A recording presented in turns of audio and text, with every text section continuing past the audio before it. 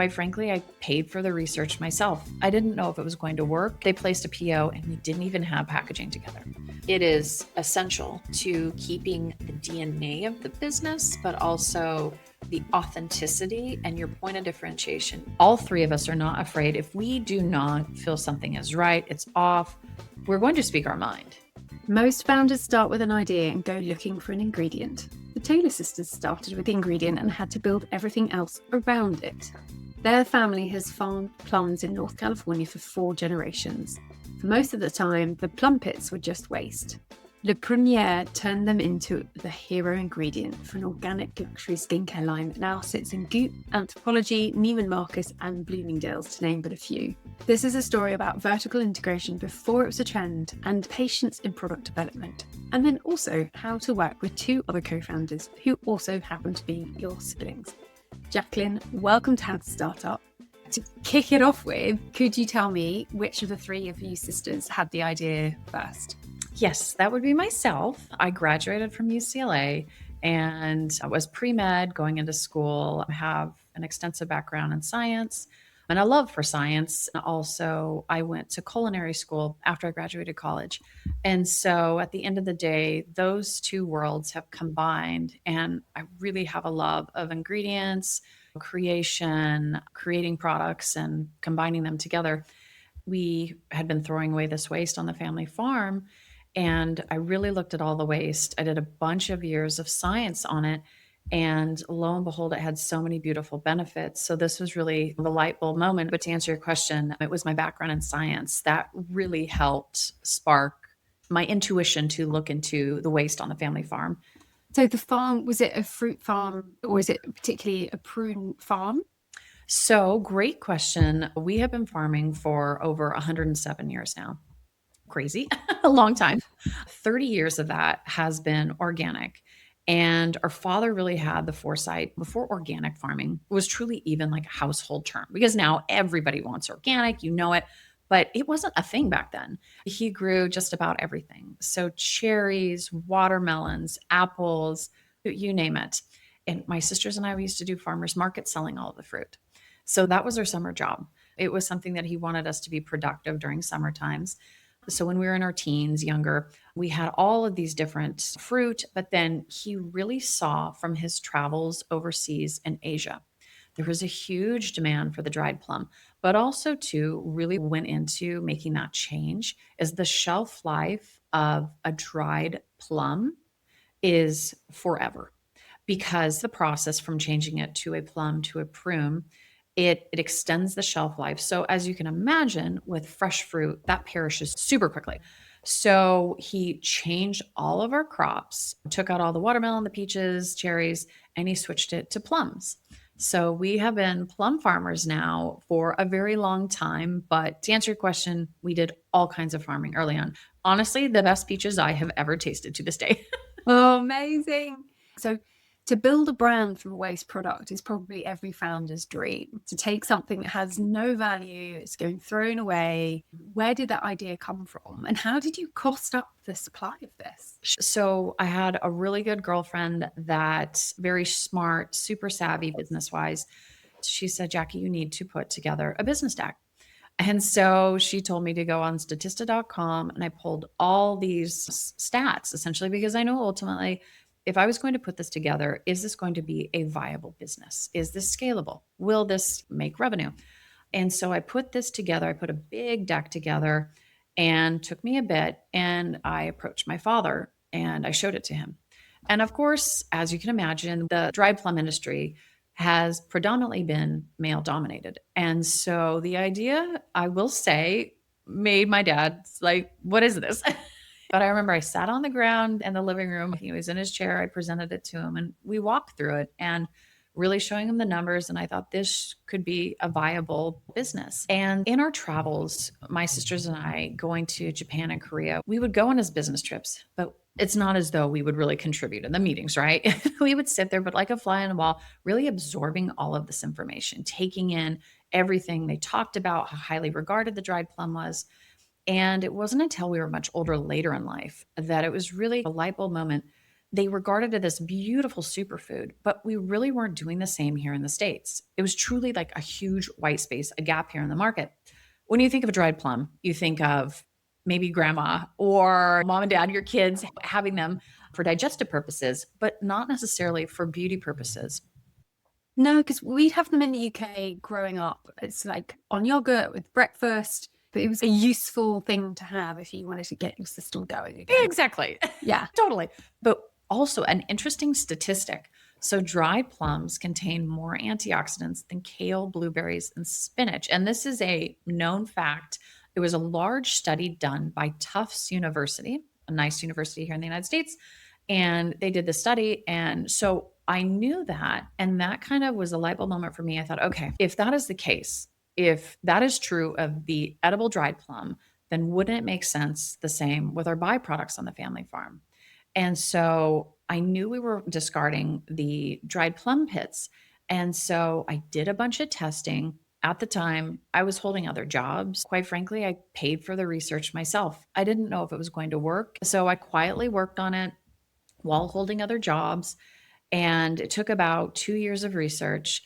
But I remember the day vividly. I was at my parents' home and the results came back, and it was great for hyperpigmentation, dark spots, age spots. And I've always struggled with hormonal acne, plagued with that from my teen years, unfortunately. But it's something that I've always had to struggle with. And so lo and behold, it was non comedogenic, didn't clog the pores. And I went outside and it was like, this is a viable business. And I was so excited. And that was truly the light bulb moment. So how did you go from the roles that you were in to founding a brand with three sisters with a waste product? Thankfully, my sister is amazing at marketing. She has a very sharp and keen eye for aesthetics. And I went to her and I said, this is my findings. I did the pitch deck to our father, and he was completely on board. And she said, okay, I'll jump in. I'll do the packaging. I'll make it look luxe and beautiful because she has experience on a branding side. And so we put our heads together. And then Elaine also helped join in too. She has prior experience at two consumer product good brands and on their operations side with finance. And so that is where we really collectively came together to put our heads together, because we all thankfully have very different skill sets. And I know Allison doesn't want to do science. Marketing is not my wheelhouse at all. And then Elaine is very sharp, just essentially keeping the house very tidy and orderly, which is something you need at the end of the day. And then in terms of that product development, the packaging is beautiful. Everything about it looks like a high-end luxe brand. I will say the packaging, it's reminiscent of the Ikablana floral arrangement in Japan, which represents less is more.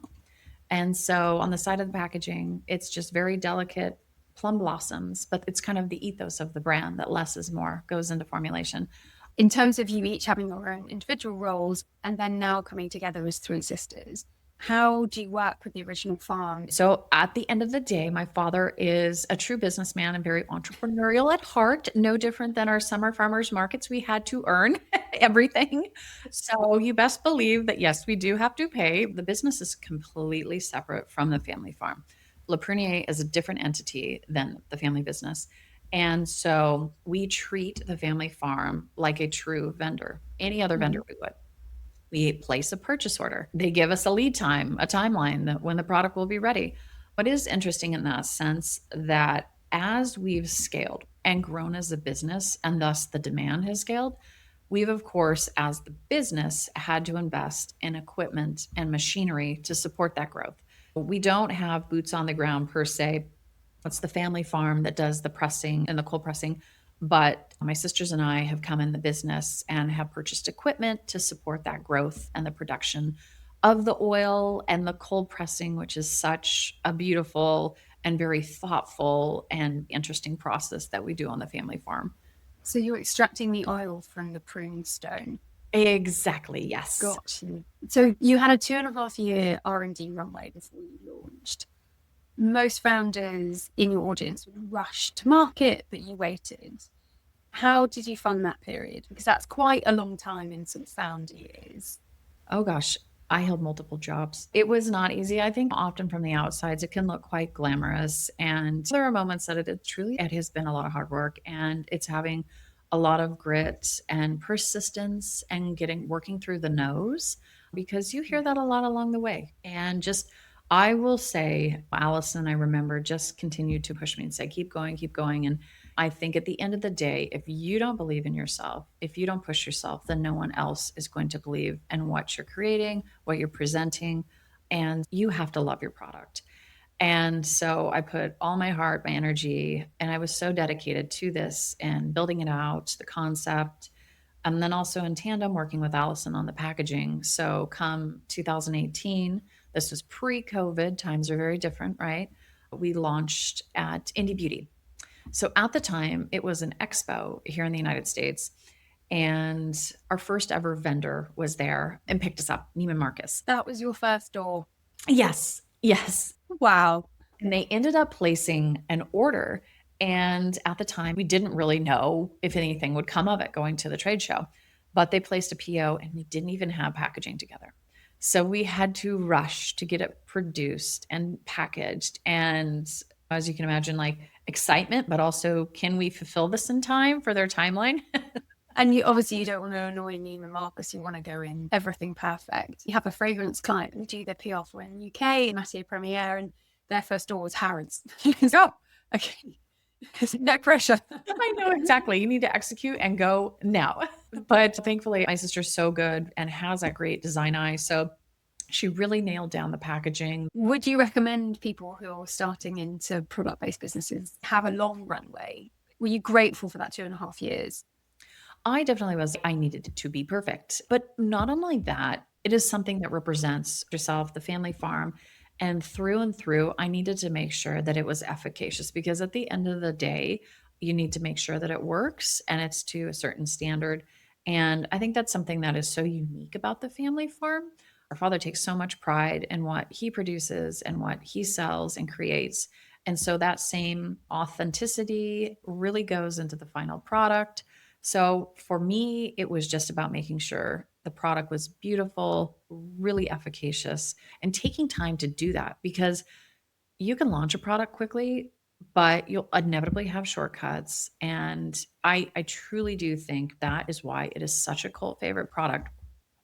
And it resonates with so many different age groups and different skin types, because across the board, despite the fact that it's literally one ingredient, but it's almost counterintuitive because it is one ingredient. And when you look at a packaging, you oftentimes you see so many ingredients and what am I reading? What is this? But that's where it's counterintuitive. It has so many benefits.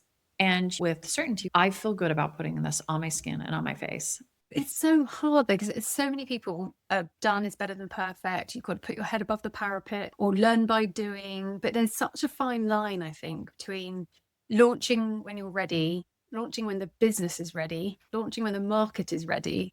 And it's that crossover. And I think when it's your business / your baby, you want it to be perfect. But also there's some founders who are guilty of hanging on to it too long and actually getting it out there. You quickly see the things that need fixing. But for you, obviously, you knew that was the right amount of time. And if you're juggling other roles, you found that sweet spot. I feel as though as the years have gone on, post-COVID, there's been an uptick in beauty, but we launched truly at a very unique time when it wasn't saturated. We're taking a quick 30-second break from this episode to ask, are you thinking of starting your own podcast? If so, this is great news, because we run a course that will train you how to produce your own podcast yourself. This course is for people who do not want to outsource and pay someone else to do it. You want to learn how to do it yourself. We teach you everything that you need to get up and running with your own podcast show and so much more. Just DM us at hello@Fallowfield to book your spot. And so I think even more so, it really resonates with consumers and customers because it wasn't a trend to do it at the time. Good timing as well, too. I don't know how you do this because you've done it with your two sisters who are all co-founders. I set up my business on my own, and if I make a mistake, it's on me. If I make a decision, it's on me. I can move quite quickly because it's just me. With sibling governance, 3 sisters, how do you manage the equity split, the decision making? Who has the final call? What happens if you disagree? Talk us through that. For sure. Well, we're all so close, and it's natural. You are going to disagree. Not only as siblings you're going to disagree, but I do feel as though that's the amazing part, because Intuitively and inherently, I trust my sisters, their feedback, their opinion. All three of us are not afraid. If we do not feel something is right, it's off, we're going to speak our mind. And I think that the power of that, with all three of us collectively putting our heads together and being like, we all have a different perspective, one from marketing, one from science, one from claims, another from finance operations. And really, that is the beauty of it, is that we don't collectively always see things the same. And so there are often times where we're at a bridge of like, okay, how do we go forward here? And thankfully, we have amazing advisors that we lean on, and there's always a path forward. When we go to them, they have past experience launching successful businesses themselves, years under their belt. So, really, it's leaning into outside help to really help navigate through challenging situations. But at the end of the day, we always come out on the other side through a difficult decision making, and the different perspectives actually helps. And the other thing, there's the sister part, but there's the three co-founder part. How do you manage that? Is it always two against one? Does that actually help in the decision-making process, or is it just all voices are heard? It's really all voices have a chance to be heard. And like I mentioned, I value the different opinions because sometimes I see something differently than my sisters and vice versa.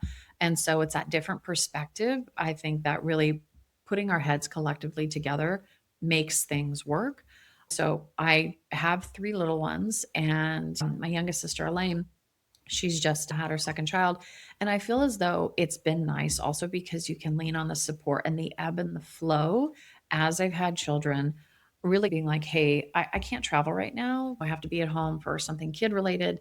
And then maybe one of the sisters at the time can do a bit of travel then. So it allows a bit of flexibility on the home part too, which has been very nice. So given that you weren't coming from a beauty background per se, to launch into Neiman Marcus Bloomingdales and say Goop, they are incredible retailers. How did you go about getting into retail? With every single retailer, it's a partnership.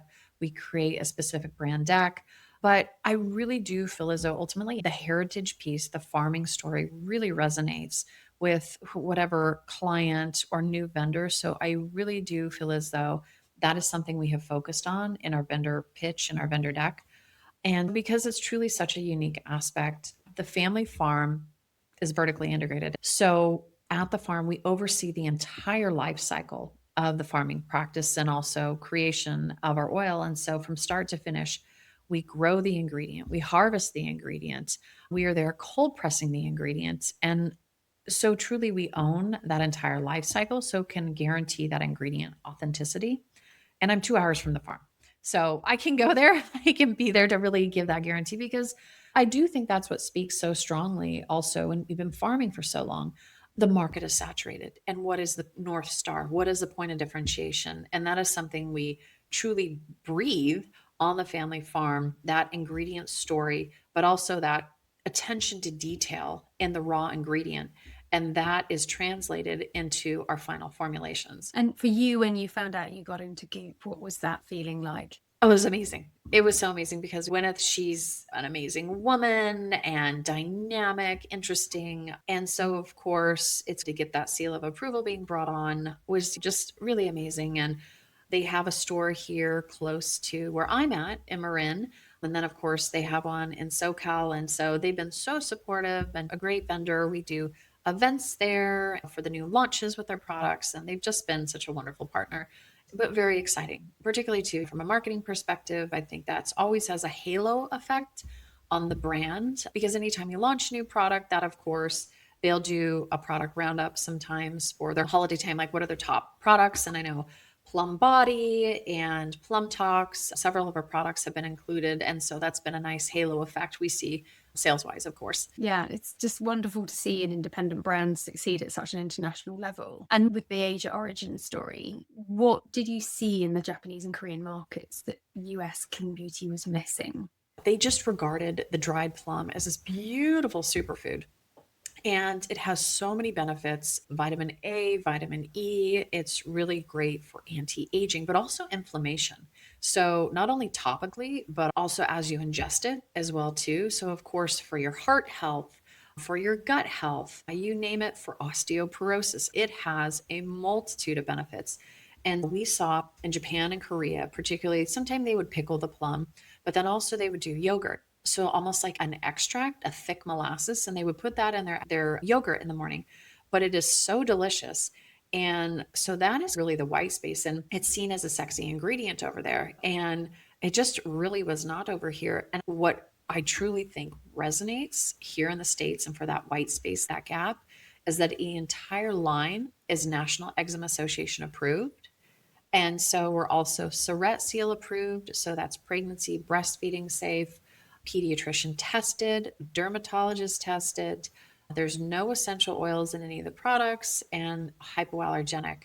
And that is true of all the products. And thankfully, Mother Nature has been kind. And this is true of our plum beauty oil and the dried plum, which is amazing. And I think to answer your question, that is really truly what resonates, what they were seeing overseas in Asia, but we weren't particularly utilizing or running with here. Amazing. And then the IP of it all, how did you kind of own that space with your discovery? So it is not fun having people come in and try to. We've had experiences like this. I actually did a bunch of claims, and I've learned through the process to trademark and patent things because people try to use your verbiage. And so that's been interesting. But through the process, I've learned you have to trademark, you have to patent, you have to keep it proprietary. And so thankfully, I've been very meticulous. So we just launched our plum mist and plum cleanse early on in this year. And one of the ingredients is our midnight mirror. And it's this beautiful ingredient, but it has gone through so many steps on the back end to make it proprietary and unique and to really retain those bioactive ingredients. And to go back to answering your question, it is essential to keeping the DNA of the business, but also the authenticity and your point of differentiation. We almost act like we're a beauty brand, but we're also an ingredient house as well. And so those two worlds merging really creates our North Star, but our point of differentiation in a very crowded space too. And every founder I've interviewed, I'm always so impressed with how many hats they have to wear. And now I get the three of you having all those skill sets is an absolute benefit because, you know, you're looking at marketing, communications, product design, product development, the legal side of it all, and then obviously scaling, growing, big orders coming in, that whack-a-mole mentality. I think if anyone says, oh, no, it's easy, it's no, it's not. And if it's not, you're probably not growing. Exactly. It's all stressful in a good way, right? But yeah, if you're not stressed, you should be stressed. yeah. How do you manage that? How do you manage that overwhelm? Definitely my weekends. I very much look forward to. I do date night on Sundays with my husband. Every Sunday we go out, just the two of us. And I find that really kind of helps me have my zen come into the weekend. But then I really value the time with my children. I have two daughters and a son. And you just kind of step out of your head from work and into just really being grounded and doing things with the family, which I really love. And finding time to do travel with the family. Or whether it be work. So really trying to find things to take your mind off, going to the spa, getting my nails done. Like those simple little things that I really enjoy. It's so funny, isn't it? You look back at when you were salaried by somebody else, things you took for granted that you'd have time to do. It's like I had such a structure because if 5 days a week would be commuting to the office, so it meant I had to get up at 6, go to the park, do my exercise, come back. I was a bit more robotic. Whereas now when you've got the freedom to run your day however you want it, it's, oh no, it's too much choice. It's truly overwhelming. Sometimes you'll have calls that start at 8:30 in the morning and go till 3:30, like back to back. And it's then that I'm like, okay, today I'm going to step away and I'm going to finish the day early. So it's understanding your rhythm and your pace and your cadence that you're comfortable with. And I particularly find too, if I have a really taxing, busy work week, I always like to have a green smoothie in the morning time. So really just to have that clarity, clear head in the morning. I try not to eat a lot of carbs that day, just having a fresh thought process and really being clear-headed going into a meeting or something that's very important. You are not the only founder that said you have to look after yourself before you can look after your business. So something that we do is a question from our previous guest, which was Jacqueline Smith. She used to work for Harper's Bazaar and Pandora and then pivoted in her midlife to become a coach for other people looking for career transitions. And her question for you is, if you stripped away everything you should be doing, what would you choose to spend your energy on? Sure. I love my children. I spend quite a bit of time with them on the weekends, but I'd probably be doing more during the week.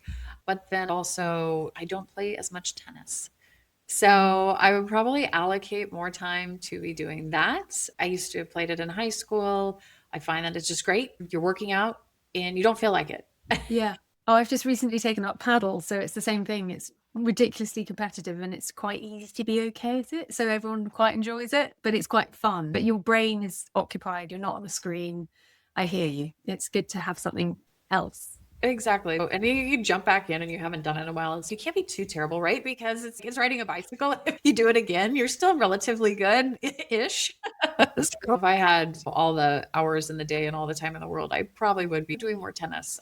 Love that. And what would your question be for the next guest? Anything about entrepreneurship? What is the best piece of advice that you have been giving along the way that has made the business for you and how you look forward towards your business? That's it. There's a few nuggets. You can't remember everything, especially when you do a podcast that's all advice. Sure. I've listened to a few old episodes. I was like, God, I really should listen to my own podcast because there's so much good stuff in here. But yeah, there's a few things that you hang on to. I think my favorite is you and Yong, who said automate, delegate, solve. Anything that keeps recurring in your head and taking up headspace. Find the system, find the process, solve the problem, fire the person, whatever you need to do to get it out of your head. Exactly. You don't want to ruminate too long on it. That gets you stuck, right? So you have to think quick, pivot quickly, and be sharp on your feet, right?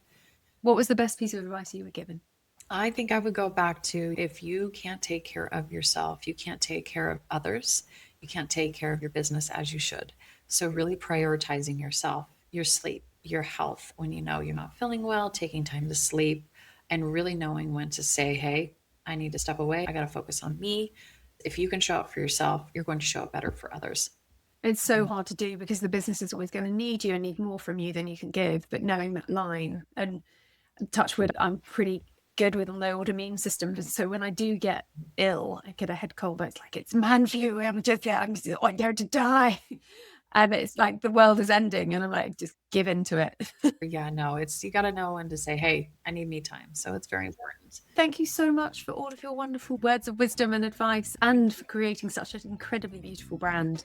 Thank you very much. I hope you're super proud of yourself and your sisters for what you've achieved. It's really amazing.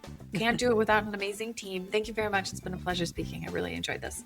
If you'd like to contact Jacqueline, you can find all of her details in the show notes, along with a recap of the advice that she has so kindly shared. And tune in next week to hear the answer to her question about the best piece of advice our next guest received.